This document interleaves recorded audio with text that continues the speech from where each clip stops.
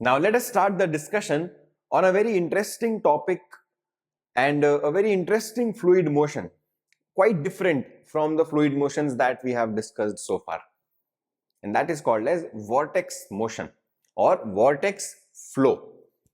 Now it is such an important topic from practical point of view, in the practical world, in its applications, that I cannot tell you. From very devastating natural phenomena like hurricanes and cyclones and tornadoes to some of the very important applications in flight aircrafts, to the flight of the birds, to the weather prediction, to the temperature, global temperature. All these factors and phenomena are affected by the vortex motion, the vortex flow. So you can imagine how important this discussion is from practical point of view. But at the same time, it is a very complex study. If we really start doing the study of vortex flow in all its detail with full depth covering everything, it will easily cross the boundary of engineering or mechanical engineering, and it will go beyond that, because it is a phenomena that has very complexities, very varieties, and it is still evolving. The study that we are doing about vortexes are still evolving, and we are even understanding them better and better with more advanced instruments that we have. So what exactly is a vortex and what are its applications? Why do we need to study this? Why this case are we studying? Let us see that first. So vortex is a very simple English word which means anything which is about a vertical axis. It is rotating, right? It's not always necessary that it should be about vertical axis only, but it is revolving around an axis. So in simple words, you can call that to be a vortex.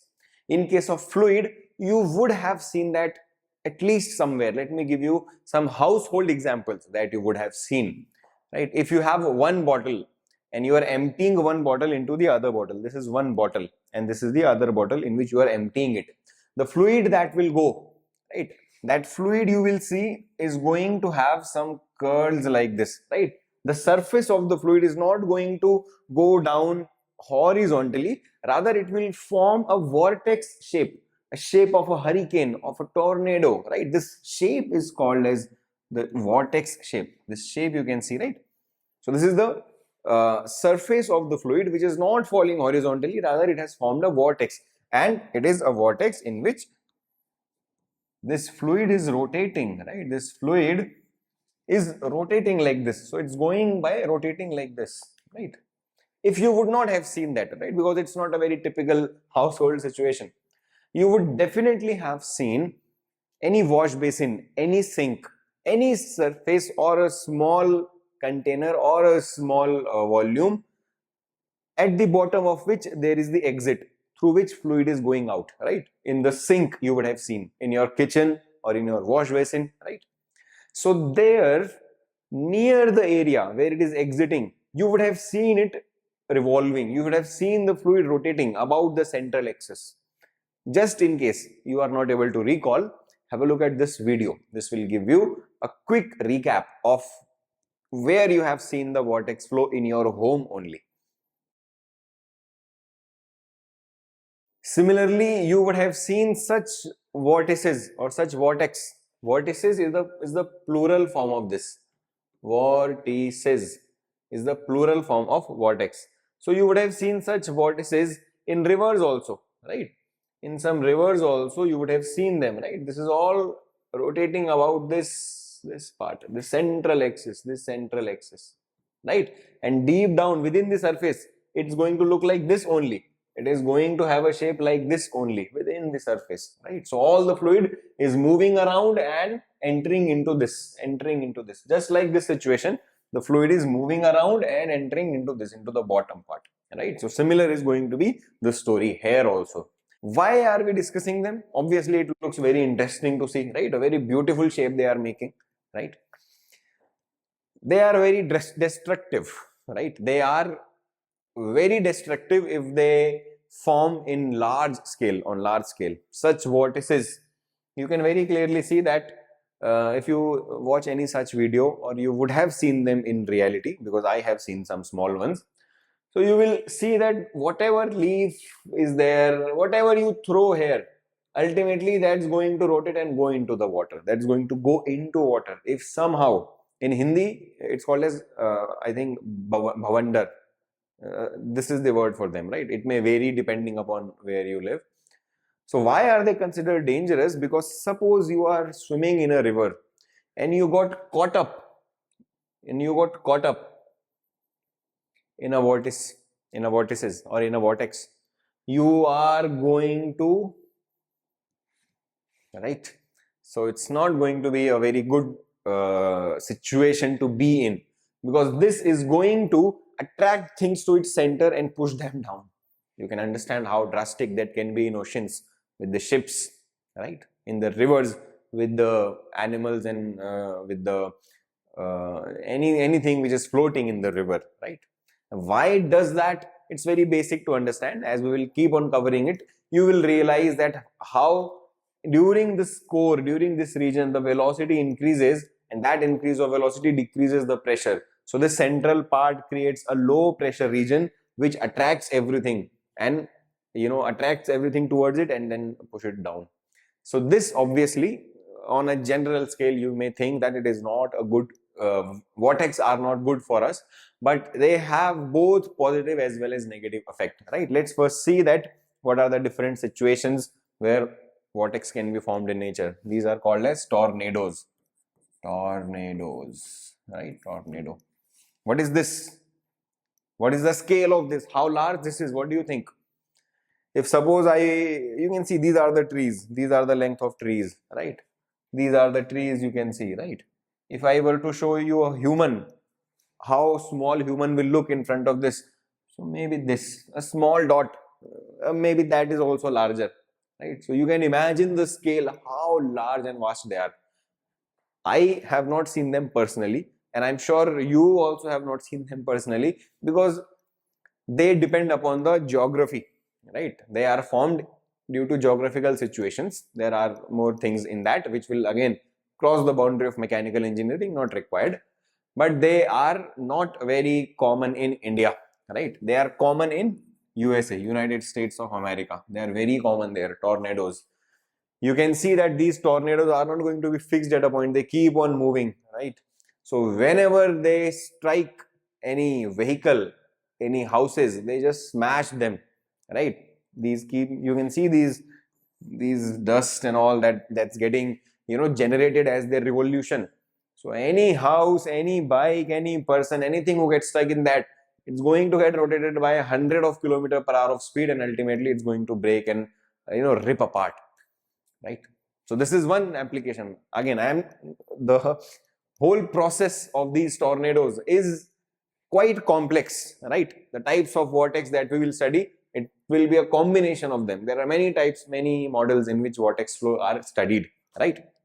I'm just giving you an idea of the the applications of the study that we are doing.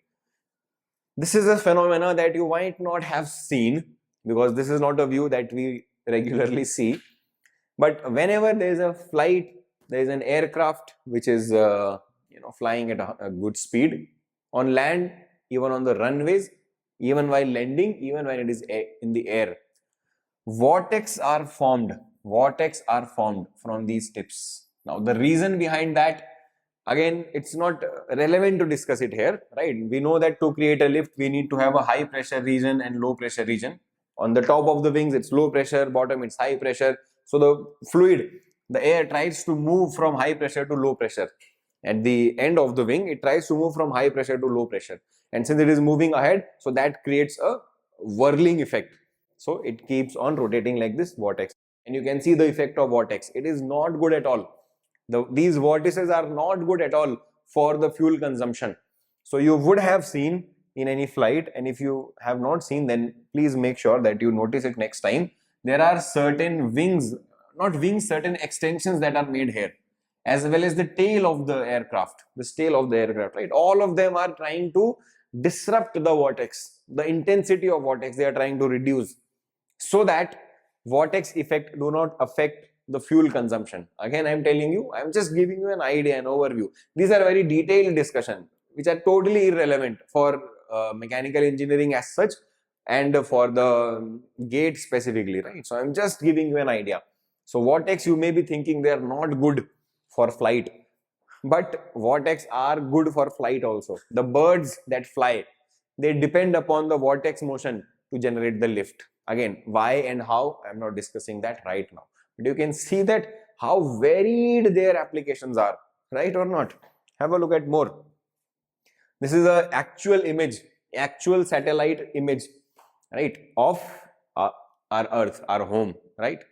This is a hurricane, this is a vortex in the ocean, and hurricanes are somewhat common in the coastal regions of India.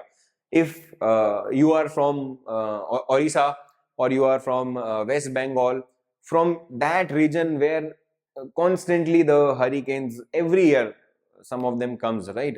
So you would have experienced it even more than the others. I'm sure others would have heard of that in the news, right? So in those regions, the hurricanes keep coming. They form in a specific geographical position, as I told you, and then when they are constantly moving, when they hit the land, they cause a lot of damage to life also and to property also, right or not? Look at the scale of that, right? It's in your kitchen also, in your sink also, and it is this massive also. Getting? And as I told you, they have varied application. How they are getting generated, right? That also can affect the polar vortex. These are polar vortex which control the temperature of the earth, because the cold temperatures of the poles, how they move, how they affect the temperature of our earth, that is also determined by the wind and the vortex that are present in the wind. So they are very important, in the study of weather forecasting, how much will be the temperature and all, right? So you can understand that how vast the topic is, right? So whatever you are studying, it will make you feel very good about the concept that you are learning. If you choose to pursue any of these direction in your future, if you choose to pursue any of these studies, the study of flights, the study of weather, the study of hurricanes, the study of the geographical effects, it is definitely going to be used in those places, right or not? And it's very important phenomena there. Coming to the point now, this was the whole introduction about vortex motion, vortex flow. The vortex that we are going to study in our syllabus for our exam is a very basic and simpler version of vortex flow.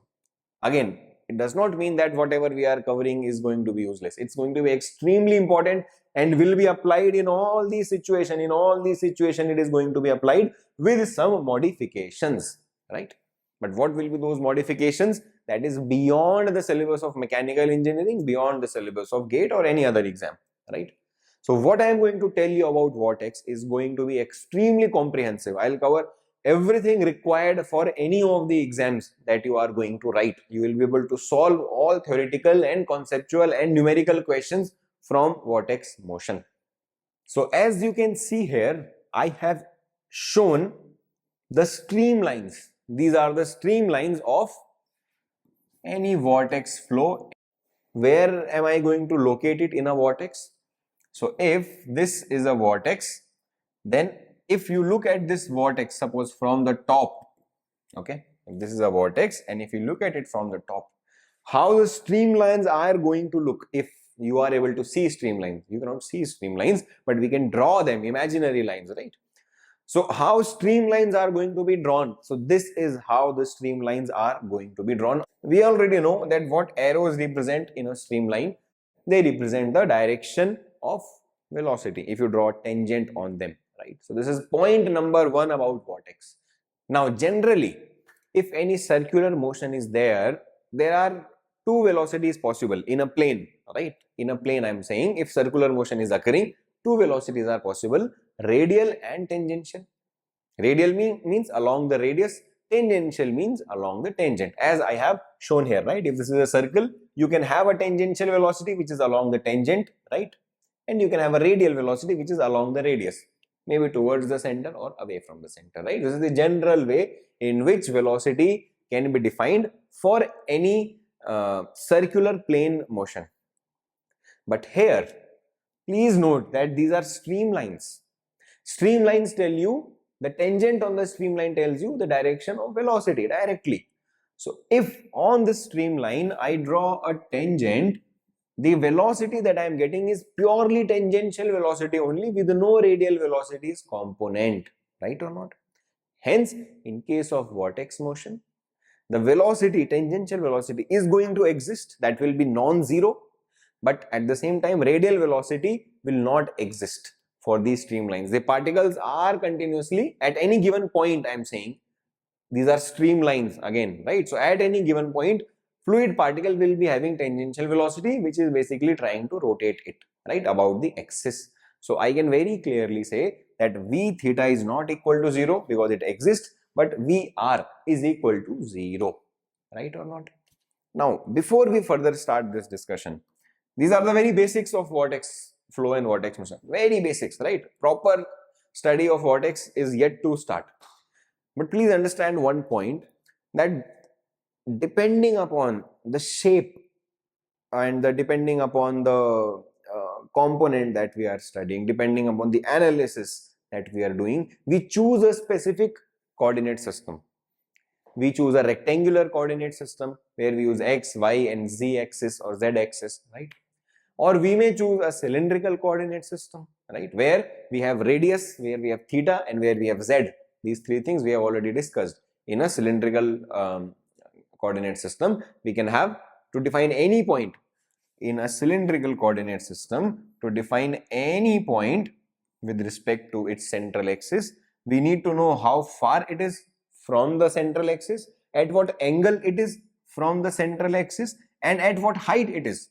These three things, r, theta and z, are three things which are required to determine the location of a point in, you can say, polar coordinates or cylindrical coordinates, right? Similarly, we have spherical coordinates as well. So depending upon the shape and the analysis, the suitable coordinate system is chosen. In the study of vortex motion, the most suitable coordinate system is this polar cylindrical coordinate system only, where we use r, theta and z. Why? Because here the motion is occurring like this circular motion, right?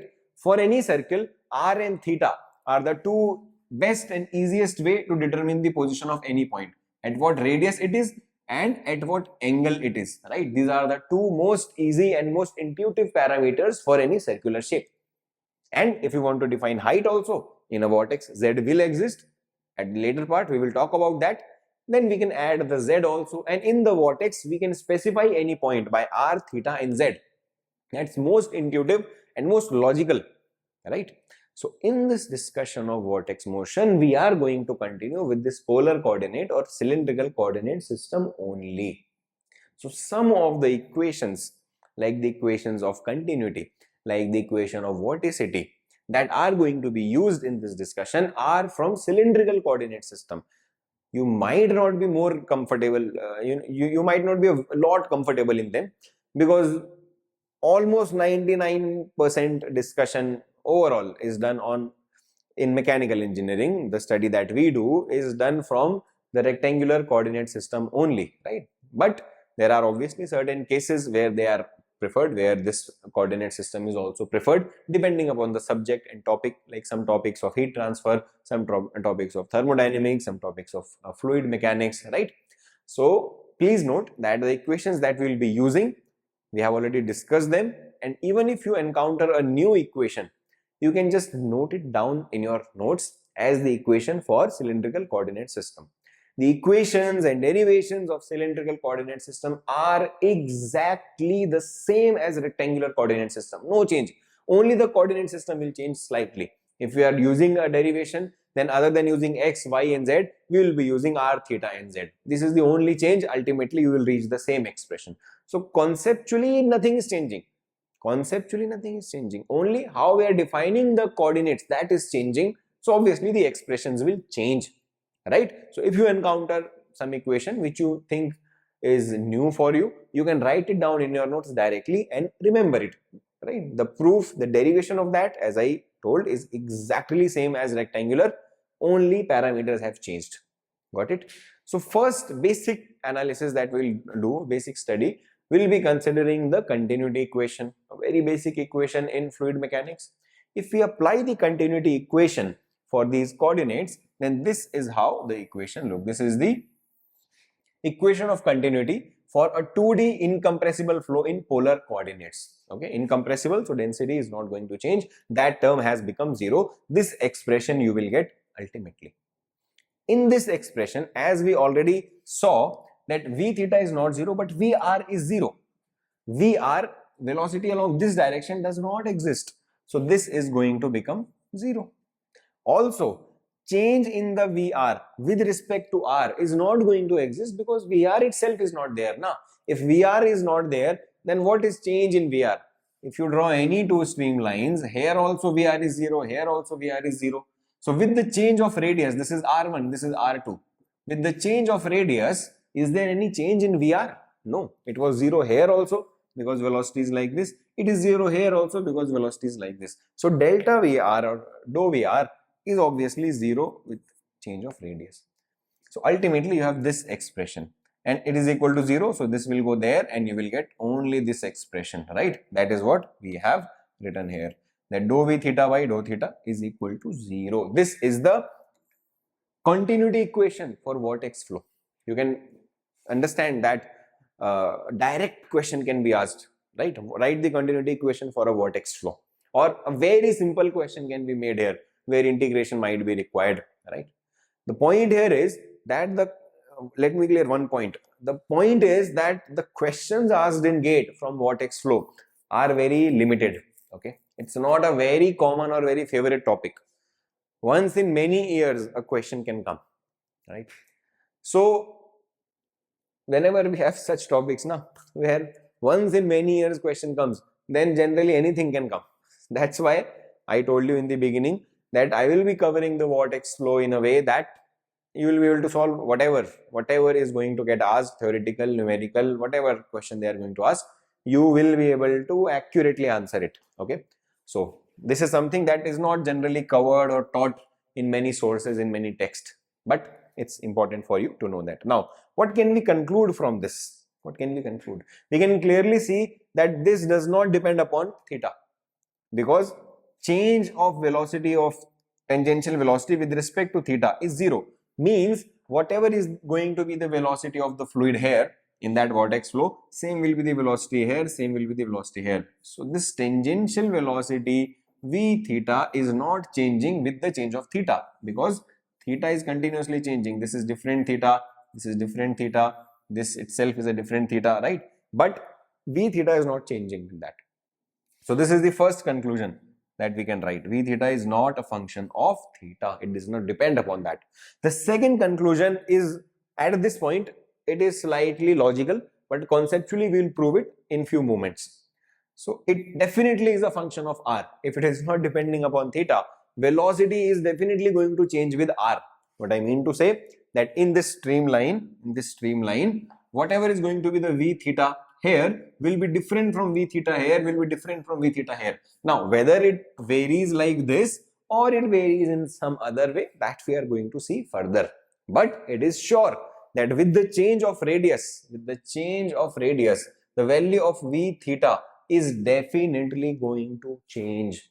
It is logical, because in a vortex, it's not that velocity everywhere is a constant. It's a very logical conclusion to make. But right now, conceptually, this one, just wait for some time and you will see conceptually also that how this is going to definitely be a factor, a function of radius. Again, let me clear one point here. Don't draw this, right? I never said that the variation will be like this. I just said it is a function of r. How it varies with r, that I have not shown. This is just a demonstration. The variation of v tangential velocity with radius. So don't draw it, okay?